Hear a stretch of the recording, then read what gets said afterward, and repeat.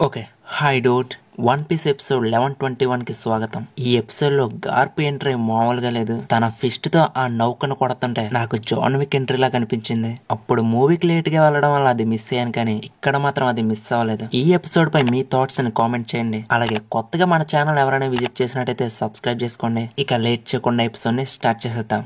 Okay hi dude, welcome to Telugu anime world. మొదలు పెడదామా?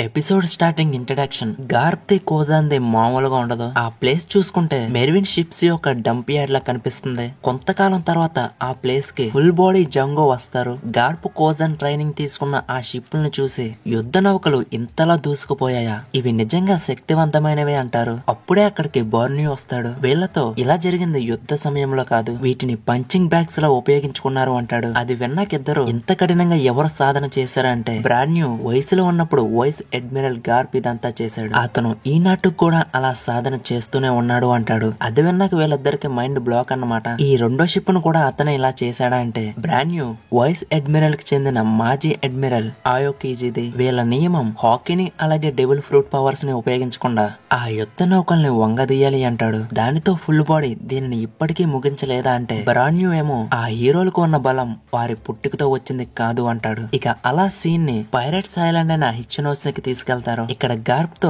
Koby, హెల్మెంబో అలాగే ప్రిన్స్ ఉంటారు. మేబీ మిగతా వాళ్ళు దుకాణం సర్దేశారులా ఉంది. అయితే ఉల్ఫ్ మామ్ ఇప్పుడే నిద్ర లేచినట్టున్నాడు. అక్కడ ఉన్న పైరట్స్ ఏమో వాడిని చూసి నువ్వు దుమ్ము లేపాలరా బండోడని అరుస్తూ ఉంటారు. ఇంతలో వాడిని చూసి గార్ప్ జంప్ చేస్తాడు. ఉల్ఫ్ మామ వీళ్లతో మీరు నా నిద్రకు ఎందుకు అంతరాయం కలిగించారు చిన్న పిత్తబరుగులు, నేను మీ అందరినీ ఇప్పుడే నలిపి పారేస్తాను చూడండి అంటాడు. ఇంతలో గార్ప్ వాడి దగ్గరికి వెళ్ళగానే మనోడు షాక్ అన్నమాట. ఆ షాక్ లోంచి బయటికి రావడానికి గార్ప్ ఒక్కటి పీకుతాడు. అది చూసి మనోళ్ళు ఆశ్చర్యానికి గురవుతే పైరట్స్ ఏమో ఇక మన జీవితానికి గ్యారంటీ లేదన్నట్టు ఫేస్ పెడతారు. ఇంతలో గార్ప్ ఉల్ఫ్ మామని ఎగరేసేస్తాడు. అది చూసాక పైరట్స్ ఆ బండోడిటి అలా ఎగురుతున్నాడు. గార్ప్ ని చూస్తుంటే చాలా భయంకరంగా కనిపిస్తున్నాడు. ఇంతలో ఎవరైనా వెళ్లి ఆ బండోడిని ఆ నీటిలోంచి బయటకి లాగండి లేకపోతే చచ్చిపోతాడు అంటారు. ఇంకొందరేమో ఏం మాట్లాడుతున్నారా, మనం ఆ బండోడిని ఎలా బయటికి తీసుకొస్తాం అంటాడు. ఇంకొందరేమో గార్ప్ ని చూసి అతను ఒక రాక్షసుల్లా కనిపిస్తున్నాడు, ఒక్క దెబ్బకే మనోడిని ఎగరేసేసాడు, బ్రతికి ఉండాలంటే అతనితో కొంచెం జాగ్రత్తగా ఉండాలి అంటాడు. పైరట్స్ గార్ప్ ను పొగుడుతూ క్రెడిట్స్ దొబ్బేయడంతో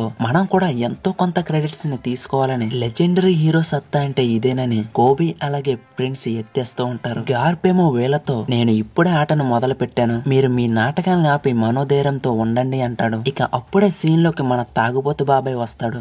లెజెండరీ హీరోనా లేదన్న చెత్త, మా హైడౌట్ ని చెడగొట్టడానికి నీకు ఎంత ధైర్యం, ఇలా చేసినందుకు మీరు ఎలా చెల్లించబోతున్నారు అని తాగుబోతు స్పెడ్ ఫైర్ ని ఉపయోగించి వాడు ఊదిన ఆల్కహాల్ కి ఫైర్ ని యాడ్ చేసి గార్ప్ మీదకి అటాక్ చేస్తాడు. గార్ప్ ఏమో ఆ అటాక్ నుంచి తప్పించుకోవడానికి అక్కడ ఉన్న పైరట్స్ ని అడ్డుగోడగా పెట్టుకున్నాడు గాని వారిని ఉపయోగించి పైరట్స్ ఫైర్ బాల్స్ అని అక్కడ ఉన్న పైరట్స్ పైకి అటాక్ చేయడం స్టార్ట్ చేస్తాడు. ఇదే అక్కడ ఘోరం రా తాత, నువ్వు ఇలా కూడా చేస్తావా? ఈ మంట కారణంగా పిజరోకి గుద్ద కాలిపోతూ ఉంటుంది. గార్ప్ ఏమో ఆ ప్రదేశాన్ని అంతా నాశనం చేసి పారేస్తాడు. పిజరో ఏమో వీళ్లతో ఈ పైరట్స్ దీపాన్ని కాపాడాలని అనుకుంటున్నారా లేదా నాశనం చేయడానికి ప్రయత్నిస్తున్నారా అంటే అక్కడ ఉన్న పైరట్స్ ఏమో ఈ ఎల్లకొల్లం కమాండర్ టీచ్ గాని చూశాడంటే మనల్ని చంపేస్తాడు అని మన తాగుబోతు బాబాయ్ మీద అరుస్తూ ఉంటారు. మనోడేమో ఏమీ పట్టించుకోడు. ఇక గార్ప్ మీద లుక్కేసి అతని కళ్ళను చూసారా, వేటాడే చిరుత మాదిరి ఉన్నాయి. మనం ఇంతమంది ఉన్నప్పటికీ ఆయనకి బెదురన్నదే లేదు. ఇక పైరట్స్ ఎలా భయపడుతూ ఉండగా గార్ప్ కి ఒక కాల్ వస్తుంది. ఇది ఎక్కడి నుంచి వస్తుందంటే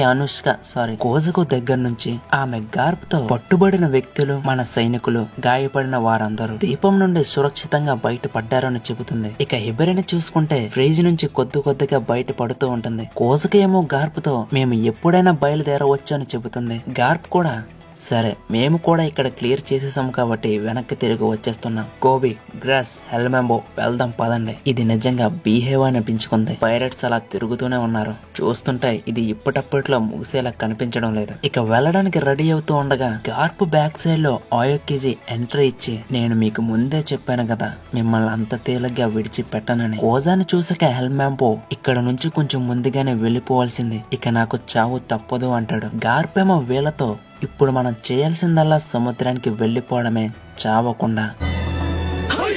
ఇక వీళ్ళు ఐలాండ్ ను వదిలి వెళ్లిపోతూ ఉంటారు. ఇంతలో పైలట్ ఒక పాపని పట్టుకోవడంతో పాప కెవ్వు అని కేకేస్తుంది. మనోడేమో కోబీ అని పిలిచినట్టు ఆ గుంటని ఆ పైలట్ నుంచి హీరోలా కాపాడడానికని వెళతాడు. ప్రిన్స్ గ్రేస్ ఏమో వీడిని చూసి మూర్ఖుడా అది ఒక ఉచ్చు, అక్కడికి వెళ్లకుండా వెనక్కి తిరిగి వచ్చామని అరుస్తూ ఉంటాడు. కానీ మనోడు ఎంటాడేటి, మనోడు ఎవడో హీరో.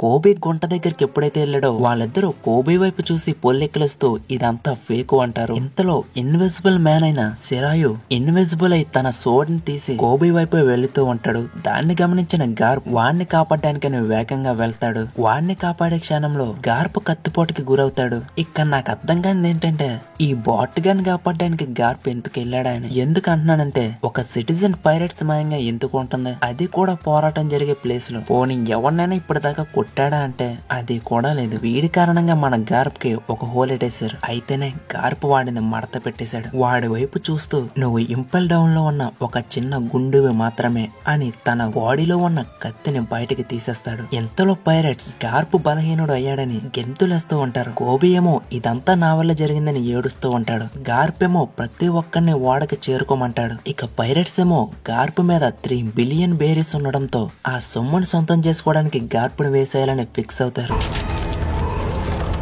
కోజాన్ ప్రతి ఒక్క పైరట్ ని ఫ్రీజ్ చేసేస్తూ గార్ప్ యొక్క చేతులు కాళ్ళు కట్టేసిన అతన్ని చంపడానికి మీరు సరిపోరు అంటూ గార్ప్ వైపు వేగంగా వెళుతూ ఉంటాడు. కోజాన్ చూశాక గార్ప్ తన హాకీని యాక్టివ్ చేస్తాడు. ఒకవైపు కోజాన్ కూడా ఐస్ గ్లూ అటాక్ తో గార్ప్ ని అటాక్ చేయడానికి రెడీగా ఉంటాడు. ఇక ఇద్దరు ఫేస్ టు ఫేస్ చేరుకున్నాక నన్ను నీ విద్యార్థిగా చేసుకో. నా విద్యార్థిగానా? అవును, నా స్వేచ్ఛ నా ఇష్టం. నువ్వు వెళ్ళి బోధకుల దగ్గర నేర్చుకో. నేను వారి నుండి నేర్చుకోవాల్సిందంతా నేర్చుకున్నాను కాబట్టి నేను తదుపరి స్థాయికి చేరుకోవాలనుకుంటున్నాను. అందుకే నన్ను మీ విద్యార్థిగా చేర్చుకోండి.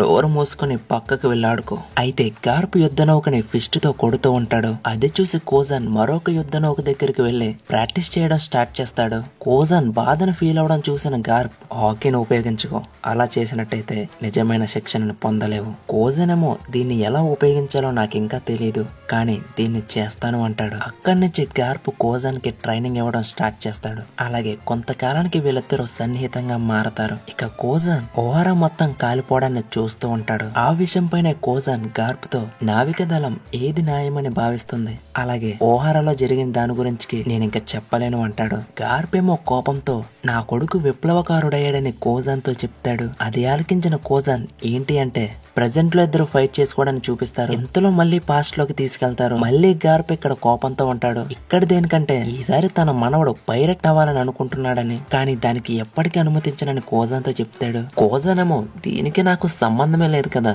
నువ్వు ఎంతకంత కోపంగా ఉన్నావంటే గార్ప్ ఏమో సరే అయితే ఏదైనా స్నాక్స్ తో స్టార్ట్ చేసి టీతో ముగిద్దామంటాడు. ఇక ప్రెజెంట్ లో కోజాన్ నీ శత్రువుకి నువ్వే శిక్షణ ఇచ్చావు అంటాడు. గార్ప్ ఏమో నిన్ను బయటికి దొబ్బేమన్నారు కదా, నా తెలివి తక్కువ విద్యార్థి అంటాడు. ఇక ఇద్దరు ఒక్కసారిగా హ్యాండ్ టు హ్యాండ్ ఫైట్ చేసుకుంటారు. వీళ్ళిద్దరి కారణంగా మాస్ రేంజ్ లో ఒక దీపావళి పండగలా కనిపించింది. మైంగా 2-3 టపాసులు కూడా పేలాయి. ఇక ఇదే టైంలో పిజరో మీరు ఇక్కడ నుంచి బయటపడే అవకాశమే లేదు, ఎందుకంటే ఇది బీహేవ్. మీరు ఇక్కడ ఎంత ఎక్కువ దూరతారో అంతమంది పైరేట్స్ అలా బయటకు వస్తూనే ఉంటారు. వీడిలా మాట్లాడుతూ ఉండగా సముద్రంలో చూసుకుంటే హిబరి నార్మల్ గా మారిపోతుంది. ఇక పిజరో ఏమో సముద్రంలో ఉంటే ఆ ఓడ సురక్షితంగా ఉంది అనుకుంటున్నారా? నా ఐస్లీ ఫ్రూట్ పవర్ ని తక్కువ అంచనా వేయకండి. ఇక అక్కడి నుంచి పిజరో వాడు వీడు మనోడని తేడా లేదు, దొరికినట్టు నలిపేస్తూ ఉంటాడు. అలా తన ఫామ్ లోకి మారుతూ వార్తాపత్రికలో బ్లాక్ బీడ్ అలా అని ఇలా అని వింటూనే ఉన్నాను. ఇప్పుడు నా టైం వచ్చింది. రేపు హెడ్లైన్స్ ఎలా ఉంటాయో తెలుసా? ఎంతో ప్రసిద్ధి అయిన అడ్మిరల్ గార్ప్ వారి ఎలైట్ యూనిట్ హీరో కోబీని రక్షించేందుకు ప్రయత్నించారు. కానీ బ్లాక్ బీడ్ పైరట్స్ కి చెందిన అవాలో పిజరో తన భయంకరమైన శక్తిని ఉపయోగించి వారిని నిర్మూలించాడు. వారి యొక్క పైరట్స్ ఐలాండ్ లో ఇలా మాట్లాడుతూ గార్ప్ షిప్ ని నలిపేయడానికి చూస్తూ ఉంటాడు. కోబీ ఏమో ఇలా చేయద్దని వాడిని వేడుకుంటూ ఉంటాడు. ఇంతలో గార్ప్ కోబీతో, కోబీ నీ తలను వంచకు, న్యాయమే ఎప్పుడు గెలుస్తుంది.